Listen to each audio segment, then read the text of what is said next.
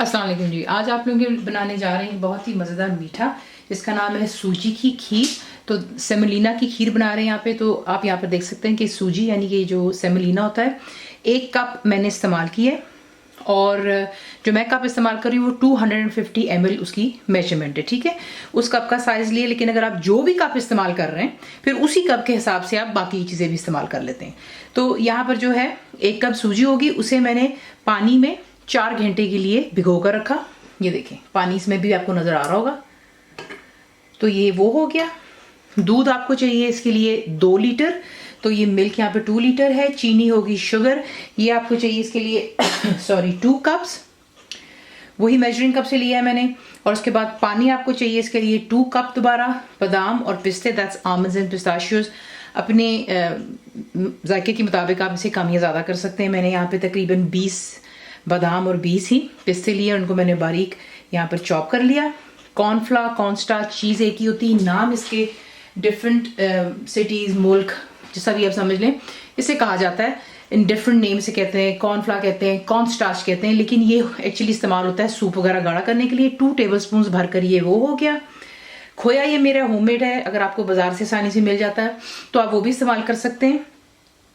250 ग्राम जितना खोया है, ये मेरा होममेड है जो मैंने रिकॉटा चीज़ से बनाया था। इसकी लिंक मैं आपको वीडियो में दे दूंगी। ठीक है, तेल बीच में जाएगा इसमें 1 टेबलस्पून भरकर, यानी कि ऑयल हो गया। और सब्ज इलायची, दैट्स ग्रीन कार्डमम्स, ये मैंने इस्तेमाल की इसमें 6 से 8 अदद। आप इसे छील लीजिएगा ताकि इसके दाने बीच में थोड़े रिलीज हो जाते हैं, और जो उसका छिलका है वो भी बीच में ही है। तो ये तमाम चीज़ें सिंपल सी, एंड में इस पर चांदी का वर्क भी लगाएंगे। मुझसे काफ़ी दफ़ा पूछा जाता है कि मैं कहाँ से लेती हूँ, लंदन में नहीं मिलता है, लेकिन मैं पाकिस्तान जब जाती हूँ तो मैं वहाँ से ले आती हूँ ऐसी चीज़ें। तो ये है कि फिर इसको गार्निश करेंगे और फिर इसको डिश आउट करेंगे। तो आपको दिखाते हैं इसको बनाना किस तरह। मुकम्मल लिखी हुई रेसिपी के लिए यूट्यूब की वीडियो के नीचे चेक करें या फिर वीडियो के ऊपर लिंक को चेक करें, जो कि आपको सीधे मेरे वेबसाइट cookWithFaiza.net पर ले जाएगा। सबसे पहला काम, पेस्ट में आप डालेंगे तेल। ठीक है, तेल चला गया और उसके अंदर आप डालेंगे सब्ज़ इलायचियाँ, और उसको थोड़ा सा जो है बीच में हमने थोड़ा सा इसको फ्राई करना है ताकि इसका जो खुशबू है और जायका गर्म तेल में आ जाता है। ये कर लेने के बाद आप इसमें डालते हैं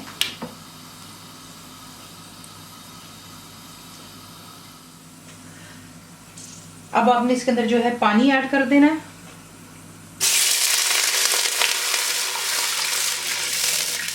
ठीक है, ध्यान से, ताकि आप पर गरम तेल की छींटे ना आए।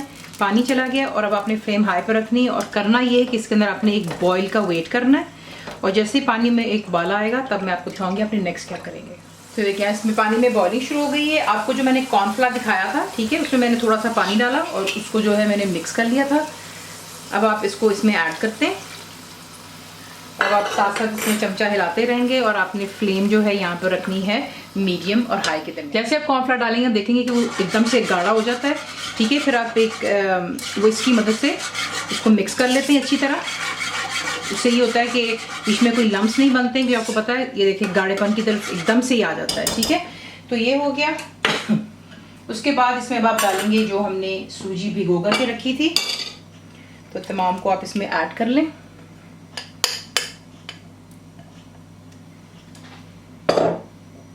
और विस्क की मदद से, फिलहाल मैंने फ्लेम बिल्कुल लो पे रख दी ताकि जो एकदम से वो गाढ़ा ना हो जाए, वरना फिर बीच में लम्स बन जाएंगे। ठीक है, तो इसीलिए मैंने इसको बिल्कुल लो रखा हुआ फ्लेम को फिलहाल।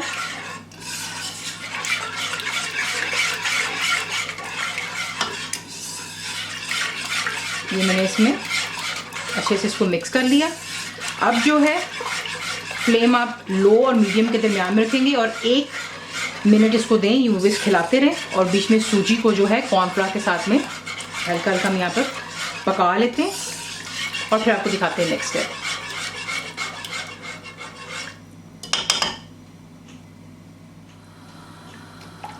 इस तरीके से मैं इसको बीच में जो है मिक्स करती चली जा रही हूँ, और अब आप इसके अंदर जो है ऐड कर देंगे चीनी,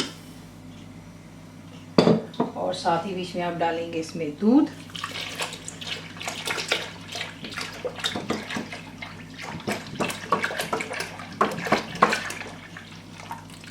ठीक हो गया। इसको अच्छे से मिक्स करें।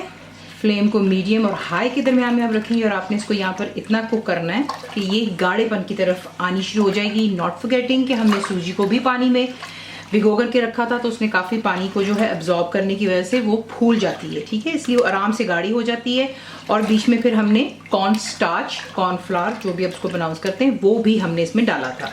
तो फ्लेम को मीडियम और हाई पे रख लें, लो टू मीडियम पे रख लें, जिस तरह आप इसको हैंडल कर सकते हैं। मेक श्योर कीजिए चमचा बीच में हिलाते रहें ताकि ये नीचे नहीं लगनी चाहिए, क्योंकि किसी भी किस्म की आप खीर बना रहे हो और अगर वो नीचे लग जाती है, उसका दूध लग जाता है, फिर उसमें से जलने का जायका हरगिज़ नहीं जाता।